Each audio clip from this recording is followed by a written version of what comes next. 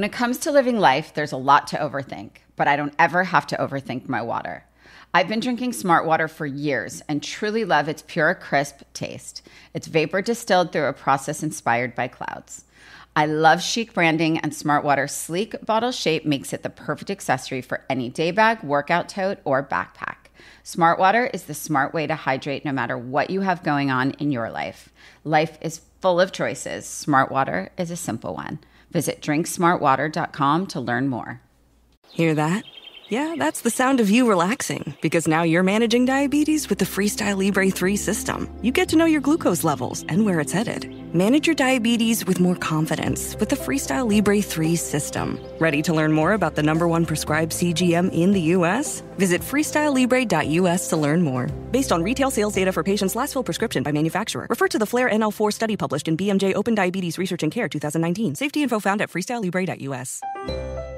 I'm Carissa Thompson from Calm Down with Aaron and Carissa. Aaron, you know I love me an Airbnb. One time, in fact, I rented a house right on the beach because I had looked at hotel rates for the hotel right on the beach, and it was astronomical. I got the whole house for the weekend to celebrate my birthday. It was amazing.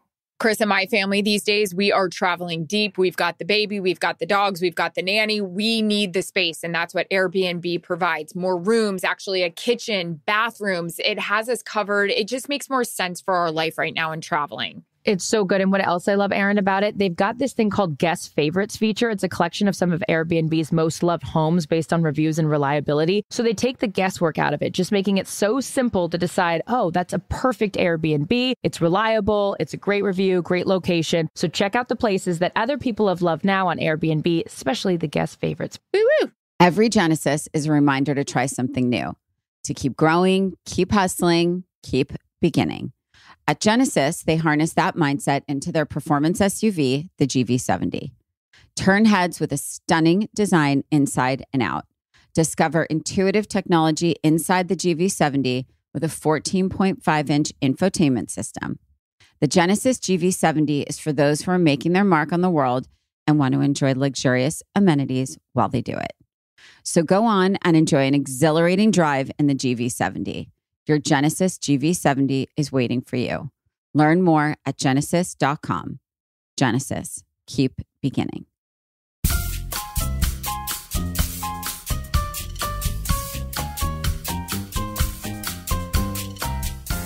Hi, everyone. I'm Rachel Zoe, and you're listening to Climbing in Heels.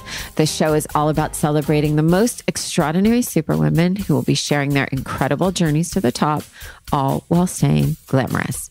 Today, we're going to switch things up again. And instead of interviewing a guest about their career, I figured we'd jump back in and talk a bit more about my journey, my personal journey. Well, my personal and career journey. If you're listening to this and haven't heard part one, I would definitely suggest going back to give that a listen so you have more insight into my early career and where we left off. So without further ado, here is myself and my producer, Mary Elizabeth, with part 2 of Becoming Rachel Zoe. It is a long journey, I can tell you. And thank you for taking interest in it. So many of you listened to the first one, so I appreciate it.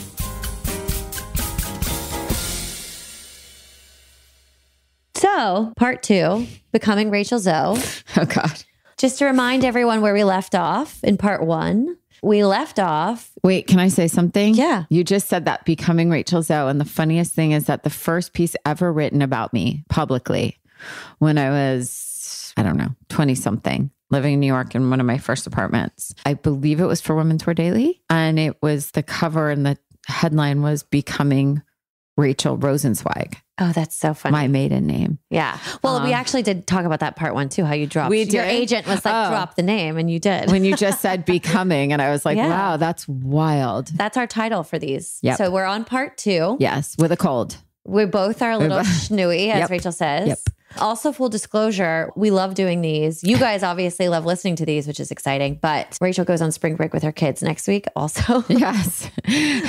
So we're multitasking here at Rachel Zoe Inc. Yep. Like we always do. Yep. Never a dull moment. Never a dull moment. So where we left off is you made the decision to move your life and career to Los Angeles. Yep. we found out that you started working with the lovely Nicole King Salaka. Yep. And she introed you to a budding young television star named Jennifer Garner. Yep. You may have heard of her. And you were tasked with styling Jen for the Emmy Awards. Yep. Her dress fell through. So it was a bit of a 911. It was like a few days before. And it was a beautiful burnt orange. No, this was that the Emmys? Or no, what was this that? was the very first time I styled someone like Jen for the red carpet. And it was a white, like an ivory halter Narciso Rodriguez dress. Ooh, beautiful. Really simple, but beautiful. She looked like an angel. I kind of pulled it together pretty quickly. And I think we did like beautiful jewelry with it. And it was just one of those things that I was so incredibly nervous because I was like, if I don't crush this, I'm not going to get another chance, you know? And to be honest, I really approached pretty much every styling job I did with that sort of mindset. If I don't do the best job on this, I'm done. You're replaceable. I'm replaceable. Well, you are. Yeah. You are replaceable. That's true. Sadly. It's not a bad mentality, I don't think. No, it works for me. A lot of us are a little fear motivated. Yeah. So was that your first actual red carpet styling? Well, or coming from a heavily musician background, certainly I'm sure you like VMAs or Grammy or was there any of that prior to this? Yeah. Well, I think what happened was I was working a lot in fashion, right? So I was working with a lot of models and a lot of fashion photographers. I was shooting a lot in South Beach, Miami, as we did in that day. Sure. Everything was shot in South Beach. And I worked a lot with Backstreet and Enrique and a lot of the pop stars. And to me, that was a very different world than Hollywood. Right. And it is now, but I would say it's definitely a little more merged, I would say. But I think in that time, they were very separate. So I think I did my very, very first red carpet dressing in Hollywood was an actress named Toni Collette. Oh, who wore Versace, an incredible black Versace. She wanted very simple, but I was like, okay, but we still have to be glamorous. And an actress named Julie Delpy, a French actress named Julie Delpy. I put her in one of my favorite dresses still to this day, an ivory azuro with some incredible jewelry. She looked stunning. And then the Jennifer Garner moment to me, I think was the very first really like I had moved to LA.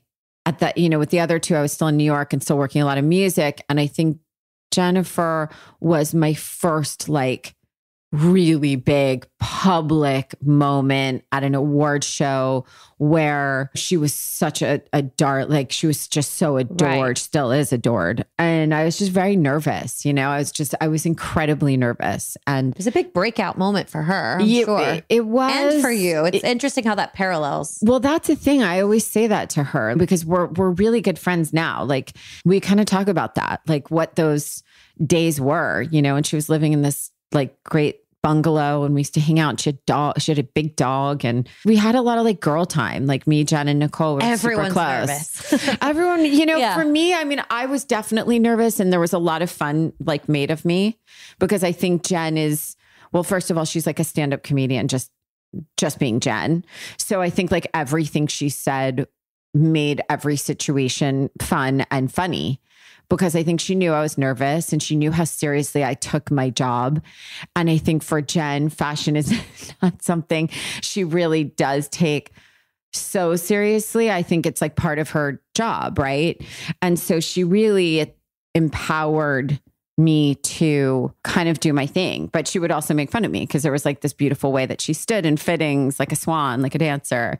And she used to be like, you want me to do the swan's dance, right? I'm like, yeah. And she would do it, but still with like a funny face. So anyway, yes, that was a big moment and thankfully very well received. And then that went on to create the one-shouldered Valentino, set 1971 Coral one-shouldered Valentino. Gorgeous. That we were both kind of scared, like, because it was on a hanger and it looked weird and it was folded over because it's a one shoulder, so it couldn't like hang properly. Sure. And Jen was like, I don't really do that color and I definitely don't do one shoulders. And I was like, okay, but can we try it?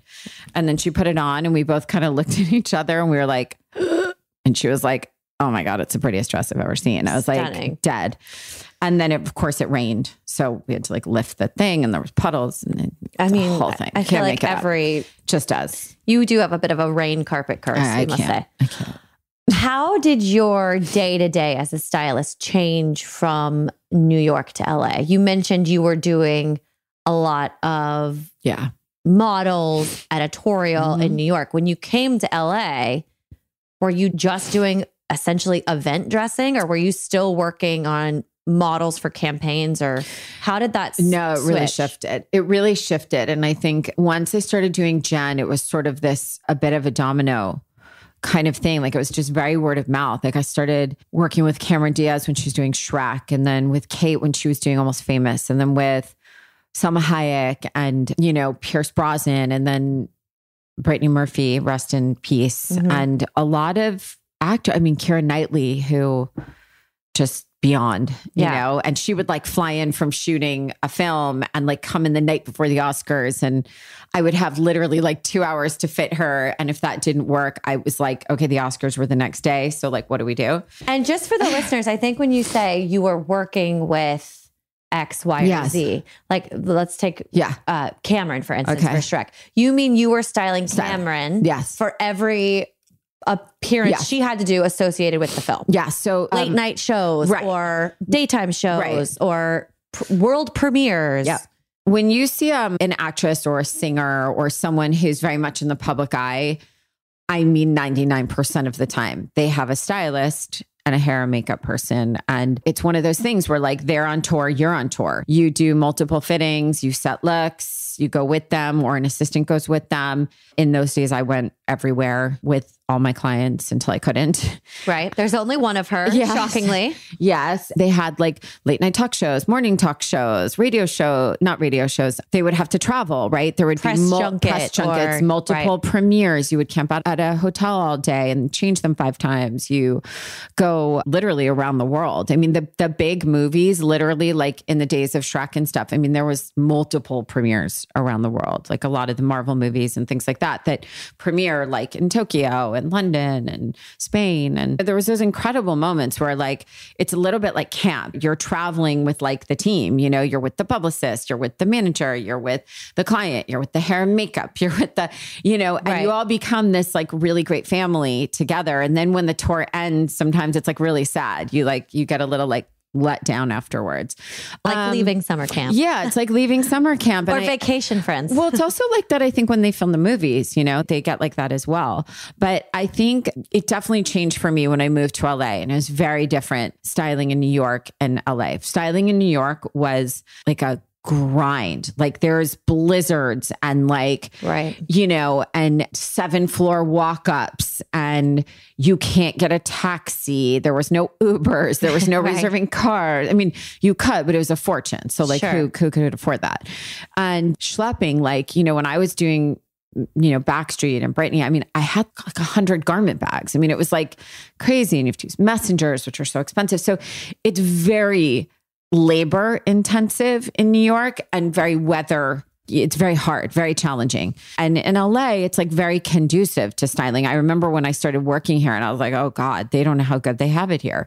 You can like throw stuff in your trunk. Cakewalk. Yeah. Like you could put a coat in the trunk for when it gets cold. You could like keep food in there when you're hungry. Like you could literally drive a car with your stuff in it. You have your assistant like with you. It's like, it felt a lot more civilized here.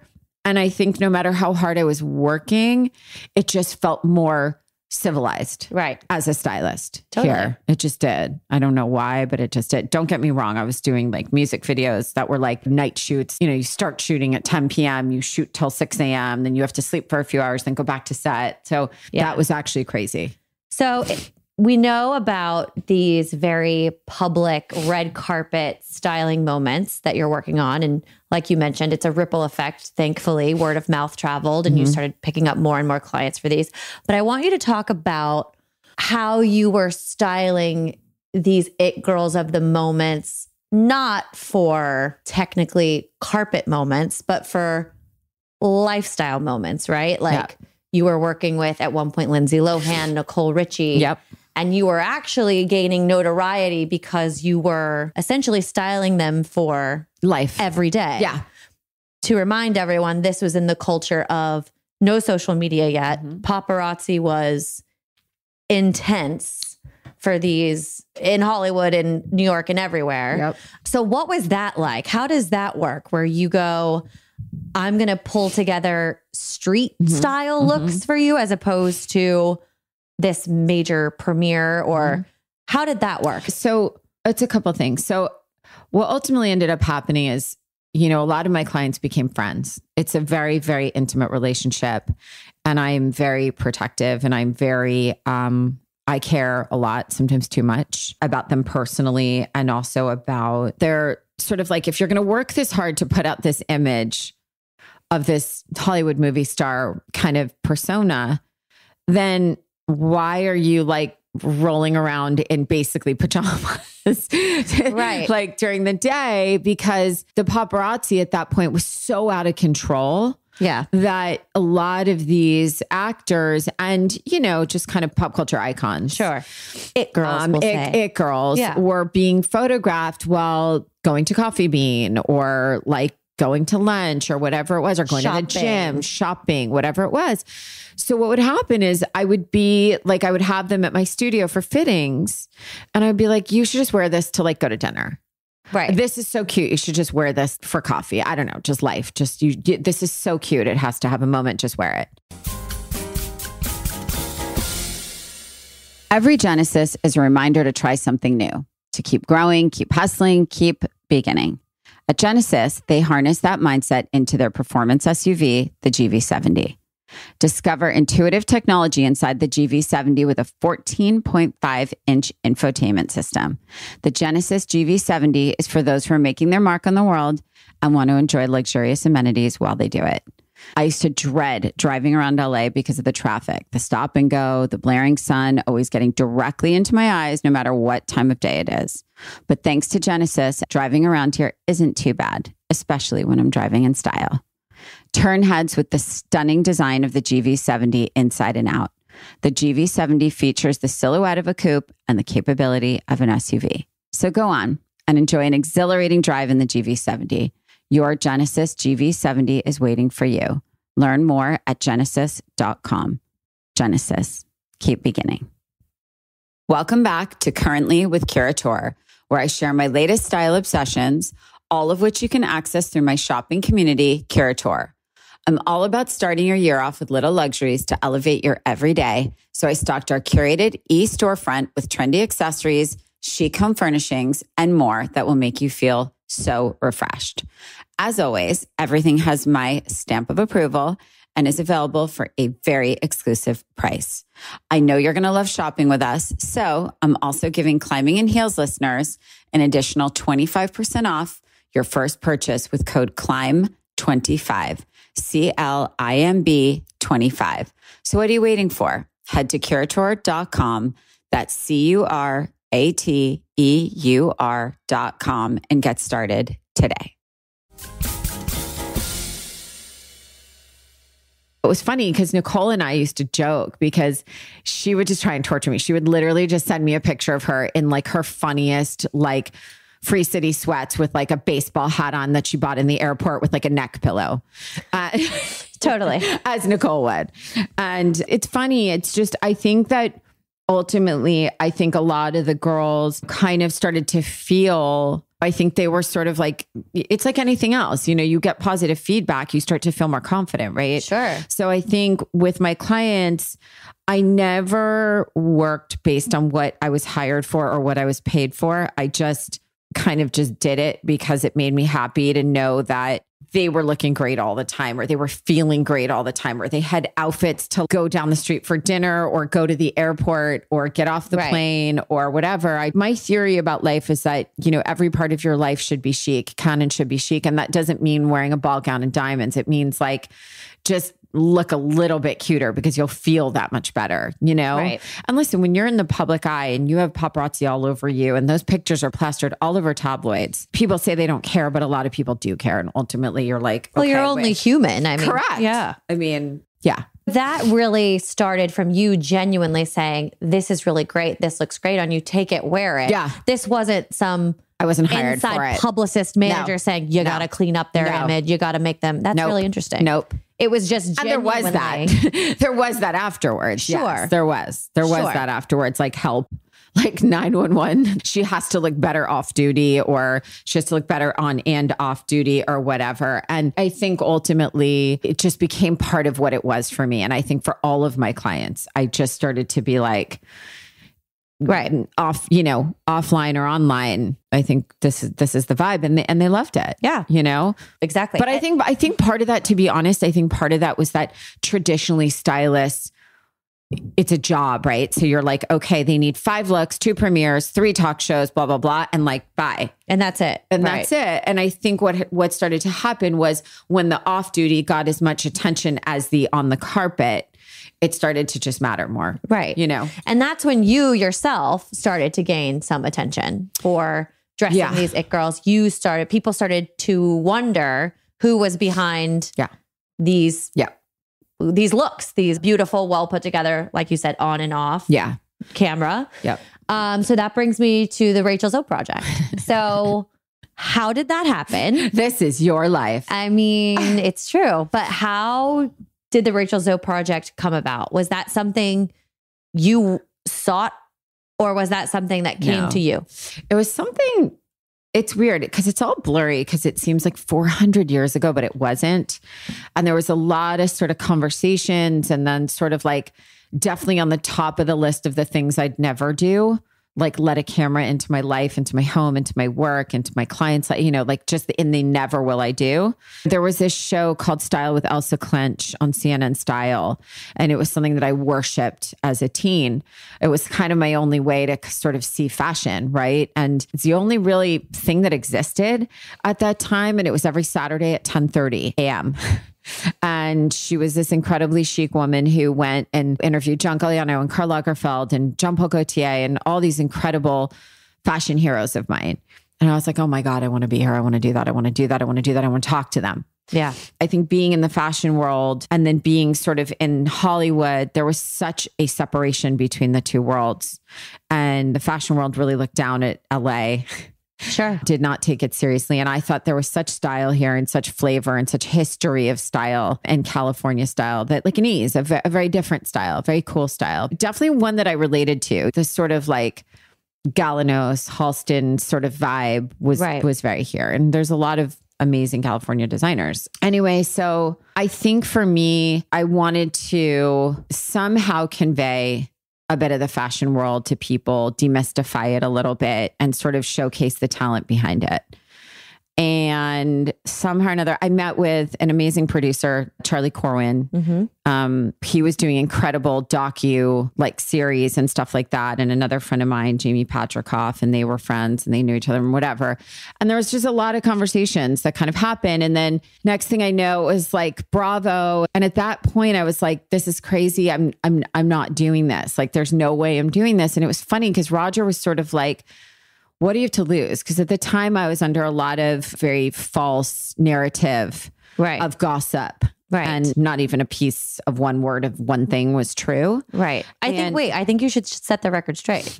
There was a rumor going around. A rumor, 400. A million rumors. But wasn't one of them like you were giving the actresses you were working with some sort of pill or drug or something? I was like starving them. Or I was drug pushing or something. Drug pushing. I don't know. It was cocaine. It was horse pills. It was horse pills, which I still to this day don't know what a horse pill actually is.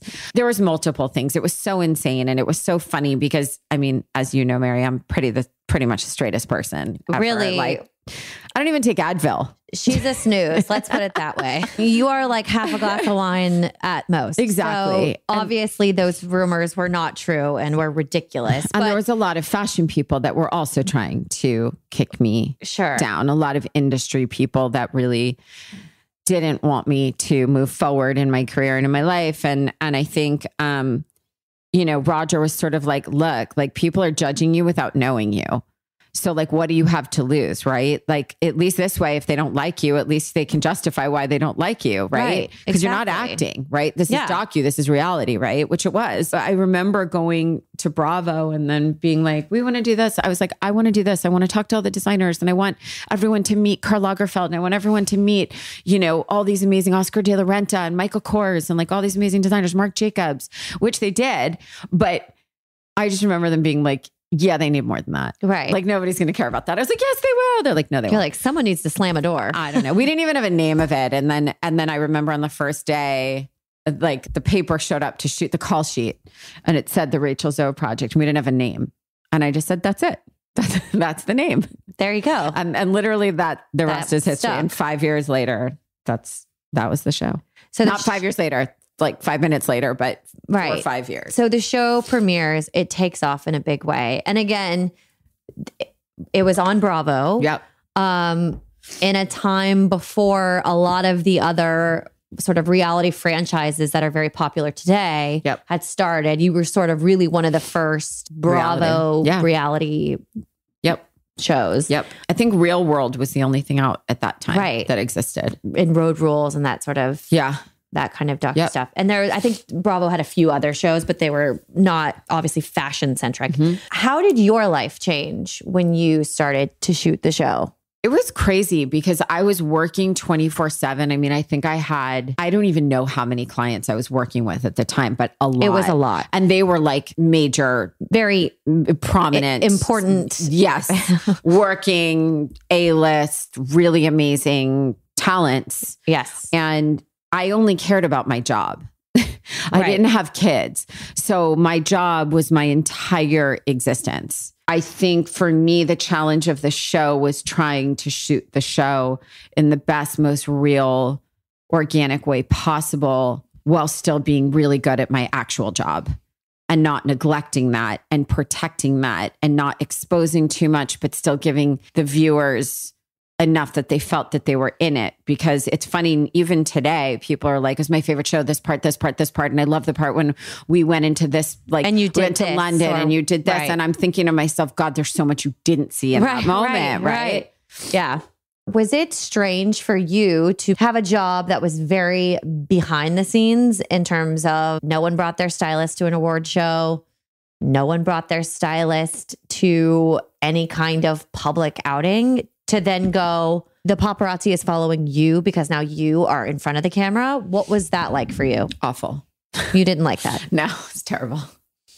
No, I actually hated it. It was really uncomfortable because I don't mean to sound like woe is me. Like, it was very nice that the media was recognizing hair and makeup and stylists, because now they really recognize them. I really didn't like it because it was very uncomfortable for me. I'm someone who is actually naturally more comfortable behind the scenes, which I know sounds ironic now because I'm sort of in front and in back and in front and in back. But I think that I was sort of pulled in front a bit, and I recognized that I had a TV show, which also puts you in front. But the weird thing is that I was doing the show to sort of showcase the behind. So it's a little surreal, all of it. It doesn't make a whole lot of sense. But I would say that it was surreal, and I was never, ever comfortable getting attention when I was with my clients. That was really uncomfortable for me. But, you know, today is such a different thing because today it's totally different. I'm just watching the talent. I'm watching the actors just promote and advocate their stylists and pose for magazine covers and put them on social media. Like, I wasn't even allowed to talk about my clients, let alone take pictures with them. Do you know what I mean? There was a handful that were like incredibly supportive. Like Kate Hudson was the best. She was on my show. We had the best, still to this day, my favorite episode and my favorite scene in 5 years of the Rachel Zoe Project was when we were in London together. And she was trying to convince me to have babies and go in the ocean. And I was like, well, what should I do first? She was like, oh, both. And I think there's like those organic moments that in hindsight, I'm like so happy that they happened, you know? And I have amazing friends in the industry. But I guess my point is that like, that wasn't the intention, but I love the fact that people took so much away from the Rachel Zoe Project to this day. Oh, you know? It's funny. You don't really go anywhere or post anything without somebody bringing up the Rachel Zoe project. No. I mean, No. it's how I know you. Yeah. But I mean, it's so nice that it had that impact on people's lives. Like in hindsight, like as hard and grueling as it was and as insane as those years were, because I was doing like 100 things and then just the camera, you know, it was so much. But like in retrospect, you know, it really did a lot for my brand. You know, 100%. It did a lot for my business. And I love how much people took from it. I love how emotionally involved people got in it, you know, and still watch it. And now like another generation is watching it. Like Skylar's friends watch it. It's so crazy. Funny. Yeah, it's great. Skylar wants to watch it. And I'm like, dear God, no. That's amazing. No. You have to let him watch it. I will soon. He's almost old enough. It's going to be really weird for him to see me in that regard. I guess so. Maybe he'll be shocked. Maybe he won't be. We should do we should film him watching it. It'd be so funny. God. So talking about the show changed the trajectory of your career. Mm-hmm. You and Roger, the show is in, its third season, maybe fourth. Uh-huh. And you and Roger decide to launch the Zoe Report. Uh-huh. So tell us about that. Where did that start? What was the idea behind that? I mean, that took off like a rocket as well. The Zoe Report, I mean, at the time, the last thing I was going to do is start a magazine, right? Like a printed magazine, because they already existed in such a big way, very successfully. So there were already fashion Bibles out there. And I think for me, I've always been about how to be relatable to as many women as possible.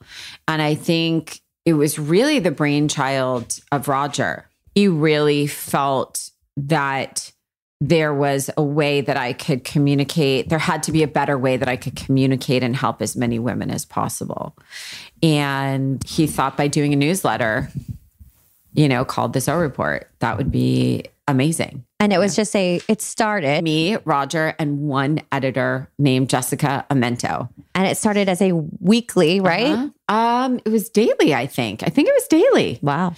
And she wrote in my voice. I would like rewrite and re-edit. Like it was so ma pa. Right. Like kettle. Like it was really just very like, it was just very small. And I would talk about a trend and, you know, I would be like, this is the version on the runway. And this is how you can do this at home for not $10,000, you know? And that was really it. It started with a trend.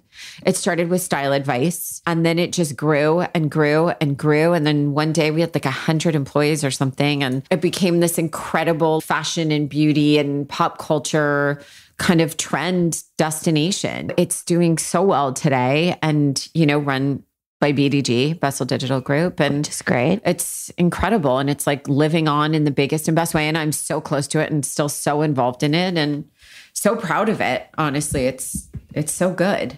From a tiny operation to a massive media business. Me, Roger, and Jessica Mento. Isn't that fun? Writing one article. Which came first? Did your first book, Style A to Zoe, come before the Zoe Report? Yep. Or after? My book came first. I think my first book, I want to say, was 2007. And the second one, I think, was 2012. That sounds right. Yeah. Something like that, I want to say. So you're still styling at this point. You're commanding a growing media business. Yep. You're finishing the Rachel Zoe project. Yep. And you're about to become a mom. And I launched a clothing line. Right. 2011, just as Skylar was about to be born a month before. I was pregnant wearing like platform thigh-high boots at my very first fashion show, the launch of my collection. As only you would. Well, that is going to tee up part 3. Okay. So our listeners are going to have to come back. About to give birth to my first collection and my first child. She's 9 months pregnant in thigh-high stilettos. Come back for more. Thank you so much for listening to more of my story. And I hope you're inspired or at least entertained by my insane journey to where I am. If you want more Climbing in Heels content, follow me on @RachelZoe and @Climbing in Heels Pod on Instagram for more updates on upcoming guests, episodes, and all things curator. I'll see you all next week.